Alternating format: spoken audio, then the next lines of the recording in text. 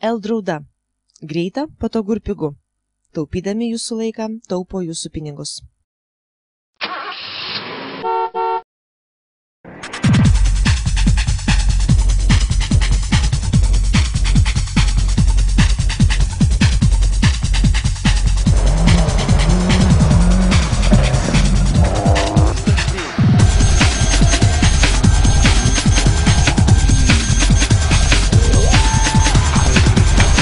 Šių metų gegužės 21 dieną šeštadienį vyko ralis Vilnius 2011. Greičio linija pamena, kad lenktynininkai apie Vilniaus ralį atsiliepdavo nekaip. Tai būdavo greitas ir neįdomus ralis, kurio dopai tai tiesios trajektorijos. Šiais metais Vilniaus ralis nustebino ne tik sunkiais darbiniais dopais, bet ir itin trumpu bendru greičio ruožų ilgiu. Priminsime, jog Lietuvos automobilių federacijos reglamentas rekomenduoja netrumpesnį nei 90 km bendrą greičio ruožų ilgį, kai ralis Vilnius 2011 siekia tik 84 km. Bet ir šie kilometrai pasirodo buvo ne visiems lengvai įveikiami. Iš 48 startavusių ekipažų finišą pasiekė 33. Tiesa, ralį baigė ne dėl savo klaidų, bet dėl techninių gedimų.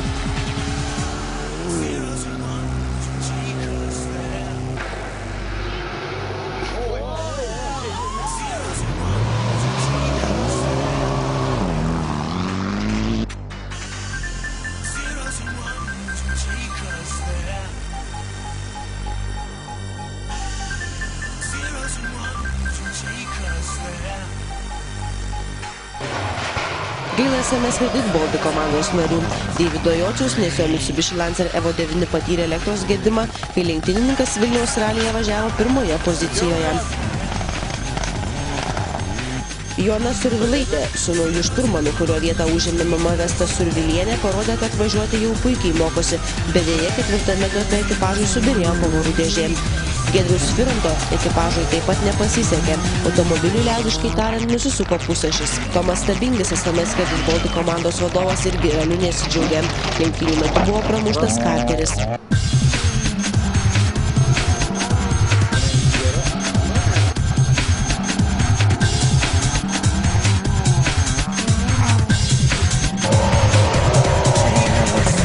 Neskaitant kai kurių ekipažų nesėkmių, Vilniaus ralis 2011 turi ir savo laimėtojus. Greičio linija sveikina Vytautą Švedą su Žilvinu Sakalausku, kurie dar kartą įrodė, kad moka skubėti ten, kur reikia.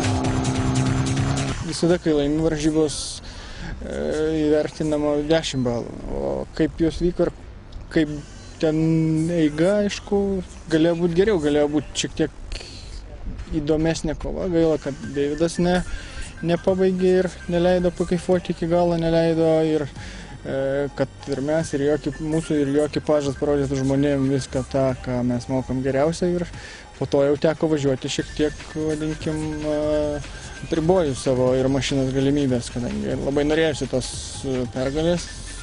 Vieną minusą turim jau sezone, tai kito sau leisti tokios neturim galimybės. Tai labai džiaugiuosi, kad mes čia ir su maksimumu šiandien.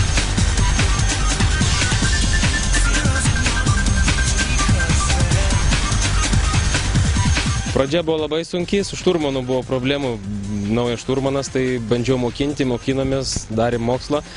Po serviso pradėjom šiek tiek dirbti ir į galą visai nieko.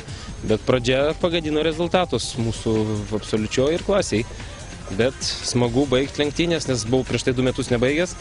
Dabar finišas labai smagu. Netveriu savo kailį iš džiaugsmo.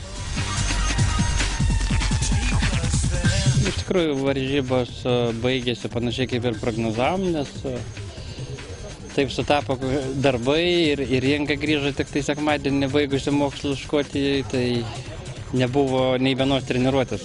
Tiesiog atvažiavus derinti amortizatorių Suomijoje, įsėdau mašiną ir supratau, kad turiu iš tikrųjų labai gerą automobilį, gerai subalansuotą ir ypač gerų variklių. Tada, aišku, pasidarė labai pikta, kad nepavyko pasitreniruoti. Beje, Vilniaus ralyje mus nustebino Rusijos Playboy modelis Inesa Tuškanova, ralį įveikus 19 позицией. Очень интересные техничные допы, длинные, сложные.